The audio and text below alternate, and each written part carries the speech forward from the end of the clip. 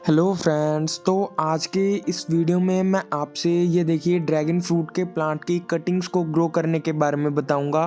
तो dragon fruit का plant बिल्कुल आराम से आप फ्रूट को पा सकते हैं अगर आप अपने पोट में भी इस प्लांट को लगाते हैं तो वैसे तो आजकल ये नॉर्मली नर्सरीज पे मिल जाता है ये प्लांट, पर अगर आप इसे कटिंग से ग्रो करना चाहें तो कटिंग से भी ग्रो कर सकते हैं। तो आप कहीं से भी ये इसकी कटिंग ले आएँ, तो मैं भी ये प्लांट की कटिंग कहीं से लेकर आया था।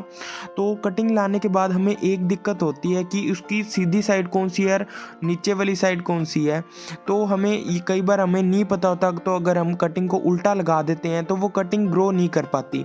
तो इस प्लांट में आपने एक चीज़ का ध्यान रखना है। देखिए ये कांटे की शेप अगर जिस साइड है, जैसे ये कांटों की शेप हमेशा ऊपर साइड है, तो वो साइड हमेशा ऊपर रहनी चाहिए। जिस साइड में कांटे ऊपर साइड हैं तो ऊपर ही रहनी चाहिए, और नीचे वाली साइड को हम मिट्टी में लगा देंगे। तो ये देखिए मैंने इसकी कटिंग को खींच के तोड़ा था, तो ये देखिए बीच में से जो इसकी मेन एक वाइट सी ब्रांच होती है अंदर, वो नहीं रही, वो निकल गई, दूसरे प्लांट के साथ ही रहेगी। तो इन जब तक ये वाइट वाली मेन जो ब्रांच नहीं होगी तो उसमें ही रूटिंग होती है। तो ये देखिए इसमें इतने पार्ट में निकल गई थी जब मैंने खींच के प्लांट को तोड़ा था।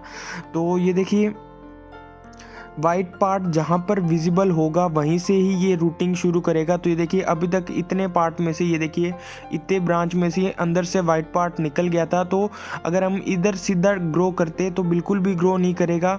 तो इसलिए मैं ये देखिए ऊपर से कट करूँगा। तो ये देखिए बीच में अब ये देखिए पार्ट विजिबल होने लग गया है।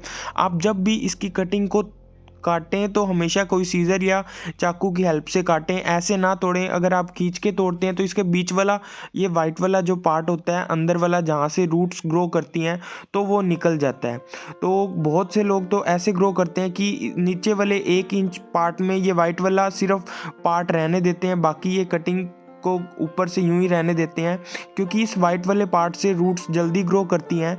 तो मैं भी इस तरह से ये देखिए थोड़ा तिरछा कट कर दूंगा। आप चाहें तो इस कटिंग को 1 से 2 दिन कट करने के बाद सुखा सकते हैं, ताकि इनमें फंगस का बिल्कुल भी डर ना रहे। तो चाहे तो आप इसमें फंगीसाइड भी यूज़ कर सकते हैं। अगर फंगीसाइड नहीं है तो आप हल्दी पाउडर यूज़ कर सकते हैं।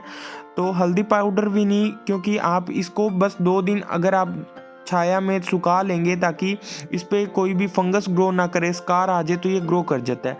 तो देखिए यहाँ पर इस पार्ट पे फंगीसाइड लगाने की ज़रूरत नहीं है, क्योंकि ये पार्ट पूरा कवर्ड है और ये वाइट पार्ट जहाँ से दिख रहा है यहाँ से रूट्स आ जाएगी। पर फिर भी हम थोड़ा सा ये साफ फंगीसाइड पाउडर लगा लेंगे।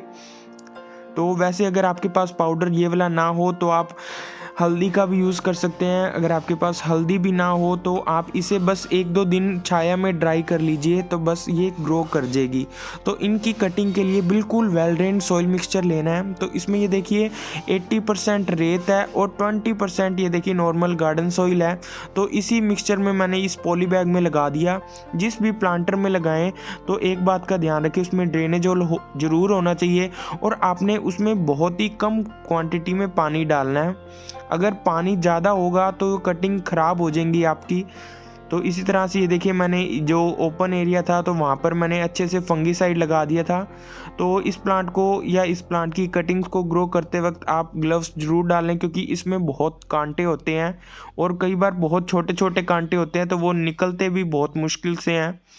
तो इसी तरह से तो इस कटिंग को दूसरी कटिंग को मैंने बिल्कुल सिंपल रेत में लगाया था। आपने इनमें बिल्कुल भी वर्मी कंपोस्ट या कोई भी खाद नहीं देनी है, क्योंकि कटिंग्स को ग्रो करने के लिए खाद की ज़रूरत नहीं होती। अगर हम खाद डालते हैं तो खाद फंगस पैदा करती है, कटिंग्स गलने लग जाती है अगर हम खाद डालते हैं। तो इसलिए और जब भी किसी भी पॉट मिक्सचर आप मिट्टी को लें तो वो अच्छे से ड्राई होना चाहिए, क्योंकि बिल्कुल अगर वो ड्राई होगी तो उसमें कोई भी फंगस नहीं होती। तो अगर आप ऐसी मिट्टी लेते हैं जहाँ पर पहले कोई प्लांट लगा हुआ था या उस मिट्टी में पहले कोई प्लांट मर गया था, तो ऐसी कटिंग में कटिंग के ना चलने के चांसेस ज़्यादा रहते हैं। तो इसी तरह से ये देखिए, तो इस कटिंग को बिल्कुल छोटी सी कटिंग थी, तो इसे भी मैं इसी तरह से लगा दूंगा। बाकी ये जो बचे हुए टुकड़े थे इनमें रूट्स तो नहीं आने के चांस, पर फिर भी मैंने ट्राई के लिए ऐसे ही लगा दिया था। तो देखिए इनमें भी थोड़ा थोड़ा फंगीसाइड पाउडर लगा के मैं लगा दिया था। मैंने कहा देखेंगे रिज़ल्ट इनमें भी कैसा रहता है। पर मुझे लगता नहीं इनमें रूट्स ग्रो करेगी, पर फिर भी मैंने इन्हें ऐसे ही रख दिया। अब बस इसे हम ऐसी जगह पर रख देंगे जहाँ पर अब इतनी ठंड में इसमें ओस वगैरह ना पड़े। थोड़े कवर्ड एरिया में रखेंगे जहाँ पर इन्हें 1-2 घंटे की चाहे धूप भी मिल जाए तो भी ठीक है। और पानी हमें बिल्कुल ही कम देना है इनमें, क्योंकि ये succulent as a cactus plant है तो इनमें पानी की बहुत ही कम ज़रूरत है।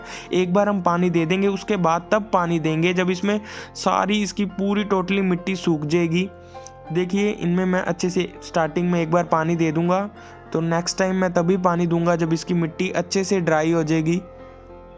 तो अगर आपको मेरी वीडियो अच्छी लगी तो वीडियो को लाइक कीजिए, मेरे चैनल को सब्सक्राइब कीजिए और बेल आइकन को भी ज़रूर प्रेस कीजिए।